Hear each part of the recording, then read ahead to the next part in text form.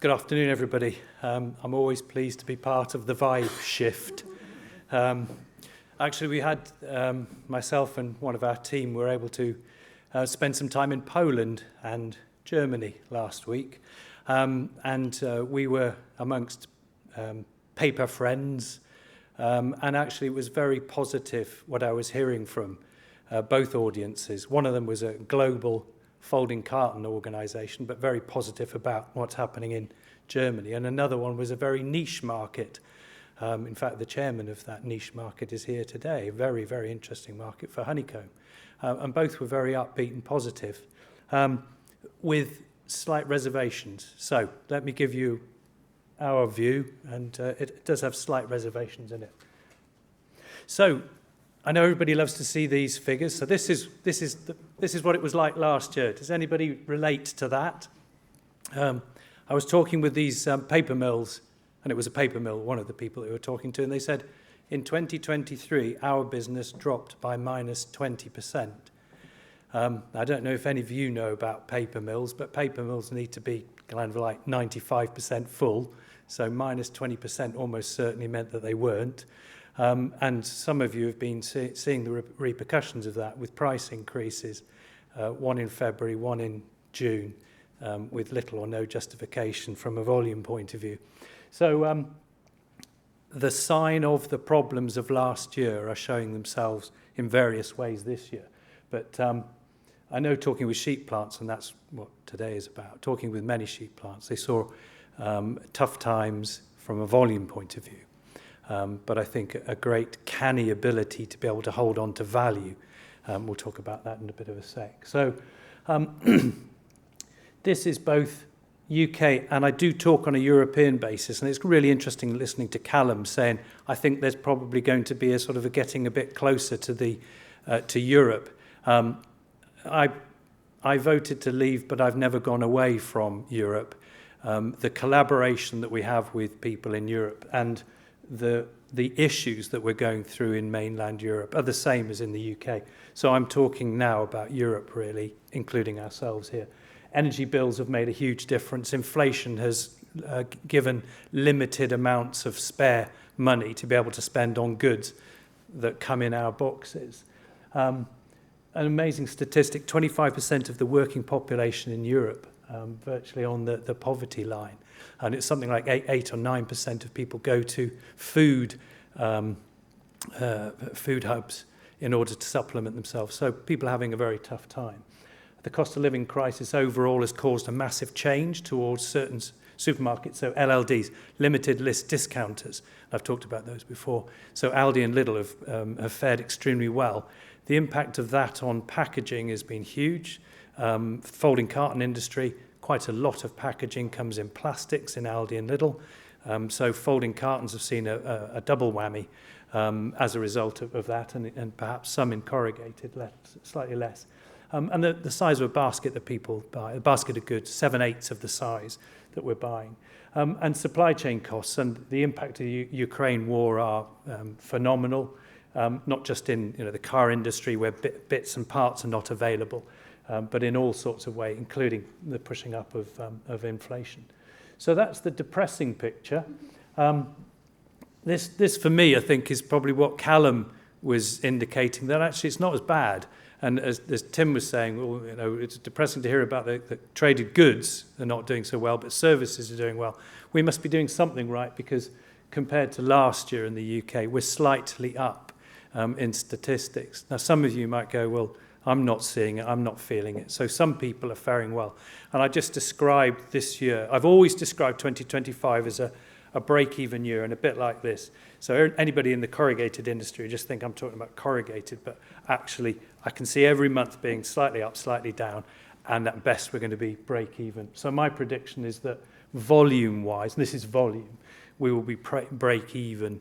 And if we get break-even, i.e. if we get the same amount of corrugated that we supplied as we did last year, then we'll have done well. That's my prediction. The more important, I think, prediction is volume. I do think it's leveled out. Value. I know that people have been amazing at trying to defend in various creative ways. Paper mills, I was talking to somebody earlier today, they said paper mills have, put prices up in February, putting prices up in June, and are pushing that through in various parts of the industry. I remember trying to sell a price increase when I worked for Reed Corrugated, and there was no justification for that at all. It was very embarrassing and very difficult. I sense that this year might be a bit like that for people trying to put a price increase through. And the reason that we're pushing it through is because the paper mills are minus 20%, and their only way of being able to stop the price of paper going down is pushing price increases through. And the thing for you is that you're at the butt end of that. And I hope you're finding a way to manage it. It'll be a tough year this year, whether you're putting price increases through or not. So hard, but hold on to those. I do believe that 2025 will be a much better year, and I've got some exciting things to tell you why. Medium term, Corrugated, always been amazingly flexible, and I think it's going to continue to be amazingly flexible. I think people who are in the very, very small microscopic, so microflute materials, I think might have an even better time. I'll tell you about that in a sec. But there's, for sure, there's huge pressures from consumers onto retailers and onto brand owners, and people who have heard me talk about this. So bear with me. What I wanted to do was just to give you a bit of the background for those that haven't seen this. So about plastic substitution. It's something that we've spent the last 6 months in NOA intensely looking at, but wanted you to have an idea of this. So the size of the plastics market is around about 22 million tonnes. So the size of and you can read the rest of the details, how it's broken up, but 22 million tonnes plays 40 million tonnes in the paper industry. And the paper industry is corrugated folding carton, paper bags, moulded fibre, etc., honeycomb materials. So the plastics industry, from a tonnage point of view, is smaller, but from a unit point of view, and certainly from a cost point of view, is a lot higher. So something like 200,000 million units are sold, both corrugated and plastic, in the food market alone. So a lot of units. And just to give you an idea of what we think that if there was a movement of between 1.5% and 3.5% of the plastic packaging market, it could equate to 0.75 million tonnes of material, which could equate to 1.5 million tonnes of fibre. I'm not saying that'll happen. You have to buy my report to tell you what we actually believe. But 1.5 million tonnes we think is available of fibre. And that's equivalent to a quarter of the folding carton market and about 50% of the French corrugated market. And the area, and I talked about microflute and fine flute, the area where we see the opportunity growing is if you are supplying primary units, so units that have taken a food product mainly. So, and we've seen that moving from 2018 already from 29% of the total market, and anticipate it to be nearly 37% of the market by 2028. So primary packs is where it's at. And if you supply primary packs, or you supply corrugated that primary packs go into, there's a good chance that your business will increase. So, unashamedly, for the first time, I'm actually promoting a report that we're doing. I've sold it to many, many people, but I'm very happy to sell it to a few more. And it's about what we think are the opportunities for plastic substitution over the next 5 to 10 years, and corrugated and folding cartons are the main areas. We have spent the last 6 months looking at shops. I'm not very good at shopping, but I've become much better at it in the last 6 months. And it's not just me, actually. In our team, we have 5 people. 3 of them are here.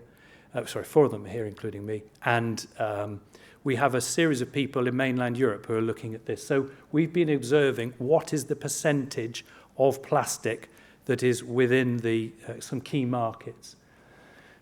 We know a lot about plastic now, and we know a lot about tubs and trays and containers. And so if you're interested in knowing about that, we can tell you about that. We're very certain about which markets are going to benefit from a fibre growth point of view.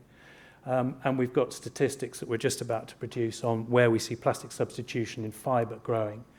And these for sure are the markets that are going to benefit. And it's a stampede.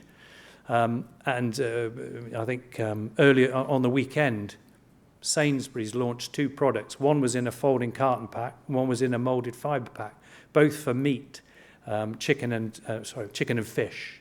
And it's amazing, every week we're seeing a new pack that used to be in plastic that's coming in either folded carton, moulded fibre, and in some instances, microflute corrugated.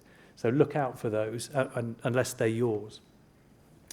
So that's it really from me. I just wanted to say I see a very positive opportunity for plastic substitution and very positive opportunities for innovating in that area. So thank you.